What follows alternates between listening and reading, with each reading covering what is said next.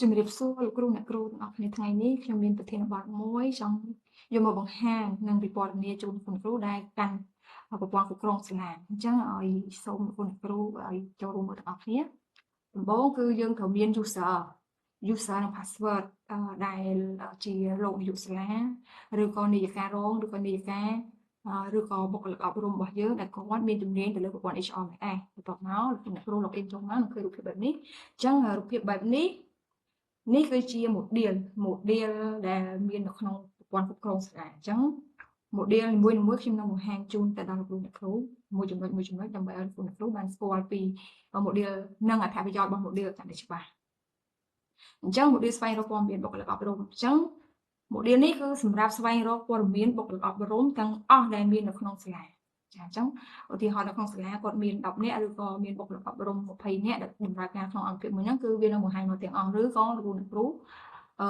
រកមើលកន្លែងថងពាក្យស្វែងរកដោយនេះយើងចង់បានគាត់ជាអត្តលេខក៏បានរកគាត់ជាអត្តលេខក៏បានរកជានាមតកូលក៏បានជាភាសាជានាមខ្មែរក៏បាននិងជាអក្សរឡាតាំងក៏បានហើយបន្ទាប់មកអ្នកគ្រូវាយមកបើសិនជាអត្តលេខលោកគ្រូអាចវាយគាត់ជាអត្តលេខមកតែបើអ្នកគ្រូឬគាត់គឺជាកូដនាមឬក៏នាមខ្មែរអញ្ចឹងគ្រូវាយឈ្មោះគាត់មកអញ្ចឹងឬក៏លោកអ្នកគ្រូអាចស្វែងរកតាមមុខតំណែងក៏បានដែរបើសិនជាលោកអ្នកគ្រូរកពាក្យថាយកពាក្យថានាយកវិទ្យាល័យវានឹងបង្ហាញនាយកវិទ្យាល័យមកអញ្ចឹងបើយើងយករងនឹងទិញគ្រូដែលគាត់មានមុខតំណែងជារងនឹងមកហើយមួយទៀតពាក់ព័ន្ធជាមួយនឹងស្ថានភាពអញ្ចឹងស្ថានភាពនេះគឺវាមានស្ថានភាពសកម្មនេះគឺមានន័យថាបុគ្គលិកអប់រំយើងដែលកំពុងបម្រើការនៅក្នុងក្រសួងអប់រំចាហើយមួយទៀតទំនេរគ្មានវិវត្តមានន័យថាលោកគ្រូគាត់ទំនេរគ្មានវិវត្តគាត់បានដាក់ច្បាប់ទំនេរគ្មានវិវត្តណាហើយមួយទៀតពាក់ព័ន្ធជាមួយនឹងលុបឈ្មោះអញ្ចឹងមានន័យថាបើសិនបើលោកគ្រូរើសយកប្រអប់លុបឈ្មោះវានឹងបង្ហាញបើសិនជាមានវានឹងបង្ហាញតែបើសិនជានៅក្នុងអង្គភាពអត់មានស្ថានភាពលុបឈ្មោះទេនឹងអត់មានវានឹងមិនបង្ហាញទេហើយមួយទៀតពាក់ព័ន្ធជាមួយនឹងការផ្លាស់ប្ដូរអង្គភាពបម្រើការមានន័យថាក្នុងអង្គភាពលោកគ្រូអ្នកគ្រូប្រសិនបើមានលោកគ្រូអ្នកគ្រូដែលគាត់ផ្លាស់ប្ដូរបម្រើអង្គភាពពីអង្គភាពដើមទៅអង្គភាពថ្មីសូមលោកគ្រូអ្នកគ្រូយកពាក្យថាផ្លាស់ប្ដូរបម្រើអង្គភាពនេះដើម្បីស្វែងរកគាត់ថាតើគាត់មានឈ្មោះនៅក្នុងអង្គភាពរបស់លោកគ្រូអ្នកគ្រូហើយក៏ប៉ុន្តែអត់ទាន់ចុចផ្ទេរឬក៏ខាងអង្គភាពថ្មីក៏អត់ទាន់បានចុចទទួលអញ្ចឹងគ្រូអ្នកគ្រូអាចរើសយកពីនេះបានហើយមួយទៀតមរណៈប្រសិនបើស្ថានភាពនៅក្នុងអង្គភាពរបស់លោកគ្រូមានអ្នកដែលគាត់ទូមរណភាពអញ្ចឹងលោកគ្រូអាចជ្រើសរើសយកព្រះអង្គបានអញ្ចឹងវាមានច្រើនទៀតមានចូលនិវត្តន៍មានទំនេរគ្មានវត្តតក្រៅក្របខ័ណ្ឌដើមផ្ទៃចេញក្រៅក្រសួងឬក៏ការសិក្សាឬក្របខ័ណ្ឌនយោបាយអញ្ចឹងគ្រូអាចរើសយកបានហើយមួយទៀតគឺសំដៅទៅលើការរើសព័ត៌មានអប់រំម្នាក់អញ្ចឹងន័យថាបើយើងចង់បានម្នាក់យើងអាចវាយជាអត្តលេខឬក៏ឈ្មោះគាត់តែបើសិនជាយើងចង់ search ទាំងអស់ន័យថាយើងមិនចាំបាច់ស្វែងរកដោយឬក៏សម្រាប់នេះទេយើងអាចចុចស្វែងរកតែម្ដងហើយយើងចូលទៅមើលmodelមួយទៀតគឺ model បញ្ចូលព័ត៌មានបុគ្គលិកថ្មីចាអញ្ចឹងខ្ញុំសូមចូលអញ្ចឹងយើងមានអីខ្លះអញ្ចឹងសម្រាប់ form មួយនេះគឺជា form សម្រាប់បំពេញព័ត៌មានបុគ្គលិកអប់រំដែលគាត់ទើបតែចូលថ្មីឬក៏គាត់ទើបតែជាគ្រូដែលផ្ទេរចូលមកថ្មីអញ្ចឹងនេះជាទម្រង់សម្រាប់បំពេញលក្ខខណ្ឌរបស់គាត់នៅពេលដែលគាត់យកសំណុំឯកសារជូនទៅដល់លោកគ្រូដែលជាអ្នកទទួលបន្ទុកការងារប្រព័ន្ធ HR នេះអញ្ចឹងទី1នេះគេឲ្យយើងបំពេញអត្ថលេខអញ្ចឹង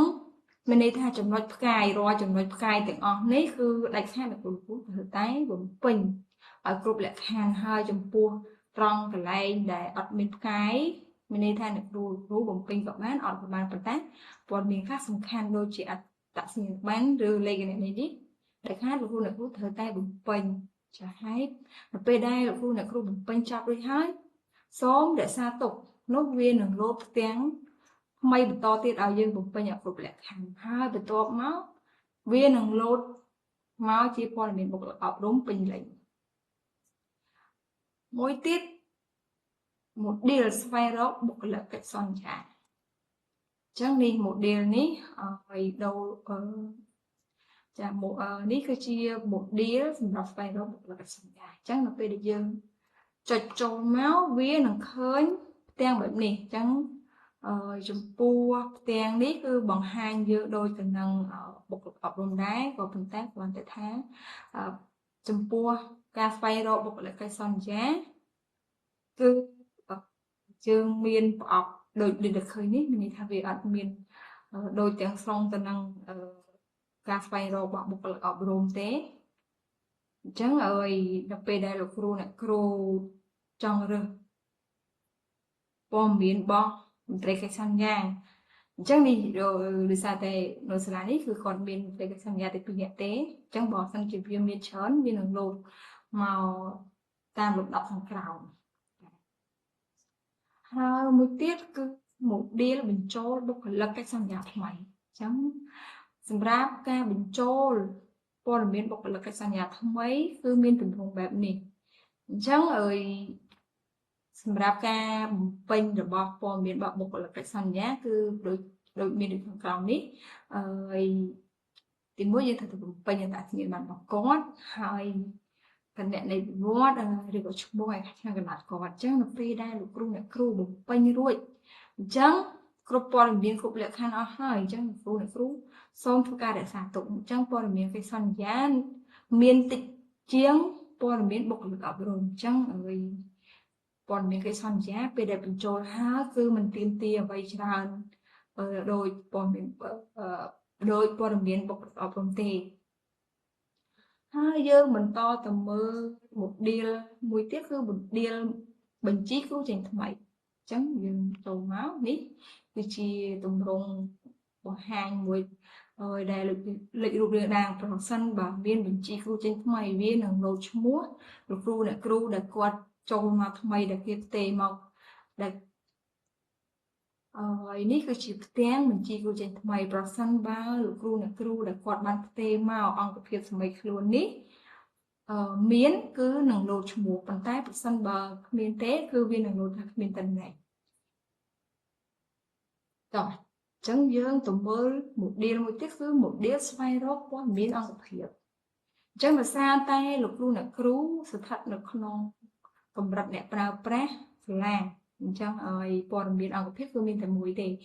រាល់គ្រប់សាលាទាំងអស់របស់ក្រសួងអប់រំគឺ